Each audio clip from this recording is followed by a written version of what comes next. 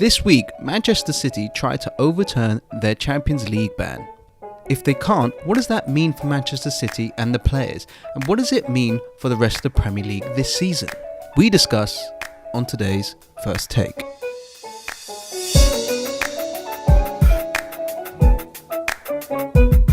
Manchester City. This is a massive week for them.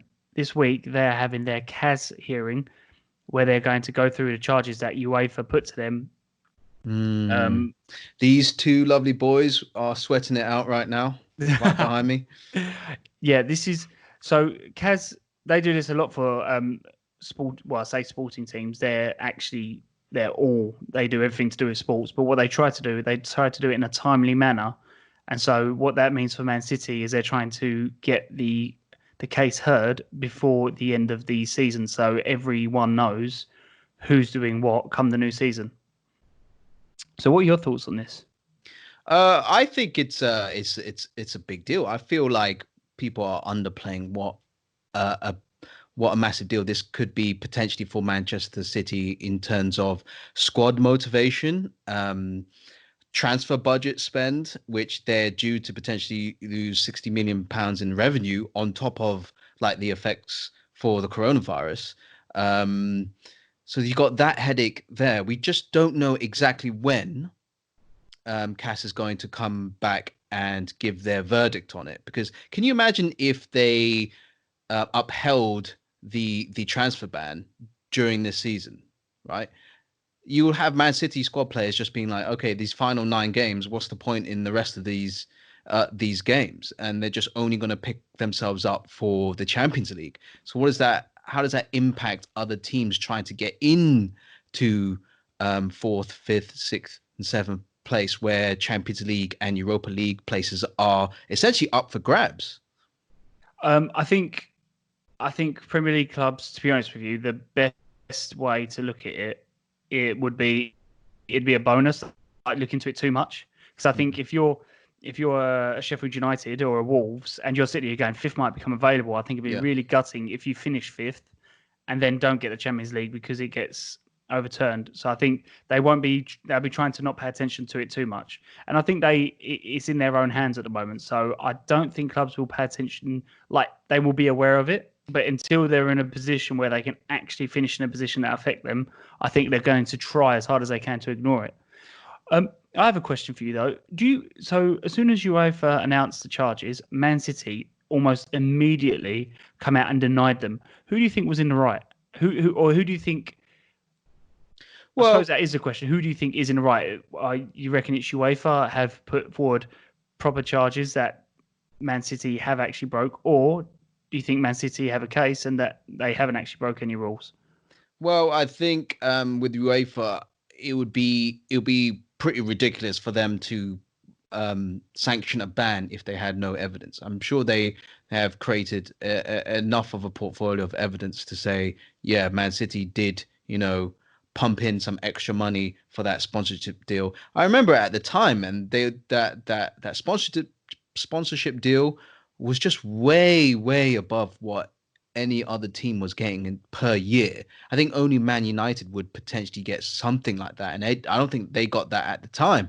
So everyone was kind of scratching their heads and just like, okay, we need some. We'll give them the benefit of the doubt now, but you need to investigate this sort of sponsorship. And unfortunately, we saw everything with FIFA, with the Qataris. So this was high up everyone's list in terms of trying to clean football at the time. So, I mean, I'm glad that they found evidence, and I'm glad that they had the conviction to ban Man City. And I'm very happy that the Premier League clubs came together and said, if you can't get your ban appealed before the season starts, you're out of the competition. Because we know that wily old trick that every team does. You just appeal it, you get it delayed, and then you're still in the Champions League, which is ridiculous. The reason why I think I side UEFA is this. If you look at this, who has more to lose? So you look at Man City, and they've been charged, and they're going to go through, even if they were guilty, even if any club was guilty, they would all appeal because they know if they appeal, they might be able to reduce the sentence at a minimum. So City haven't got much to lose. But then you look at UEFA. One, they know that Man City have more money than UEFA. Yeah. And when it comes down to it, I mean, did you see the picture of the army of lawyers walking away from the? They hired two QCs, which people don't know. That's Queen's Commissioners. They're like the top like ranking in law. And they hired two from two different law firms, so Did you they've know got one some of them? money at this. Or did you No. know one of them was the same person who successfully took the government to court when Boris Johnson suspended Parliament? This is who they're bringing in. Like, um, They brought the big dogs in for this one. so, and UEFA know that. They know they've got a lot more money. And I think that's what's the important thing here. UEFA would have known that if they had bought a case that wasn't borderline watertight, that City would have been able to absolutely pummel them in the courts because of the amount of money that they could just pump into the lawyers. And I think UEFA would have known that. Yeah. And so I would be shocked if there isn't a little bit of smoke without fire. Well, I really hope that they got their ducks in order, because like if not, then this is like the biggest ban that they've given essentially. And if it all falls through here with financial fair play, what hope do they have with any other club, and even being at all like they've got some weight in the game essentially?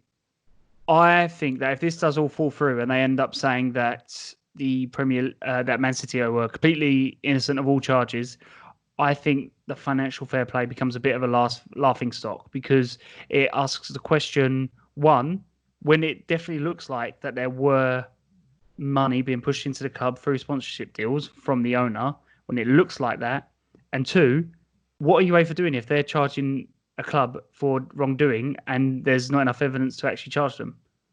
Yeah, basically, if they don't get this through, UEFA are just basically paperweight. They all they do is do admin. They don't do anything else if they can't get something like this through. Yeah. But yeah, we'll both be watching this with great interest. I mean, one for our clubs who hope to get Champions League, but two, just for the sheer... mainly for that. Yeah, but it's kind of weird because Manchester City, they've won a couple Premier League titles now, but this would be up there in terms of like a pivotal point in their own history, which is kind of a weird thing to say. But massive.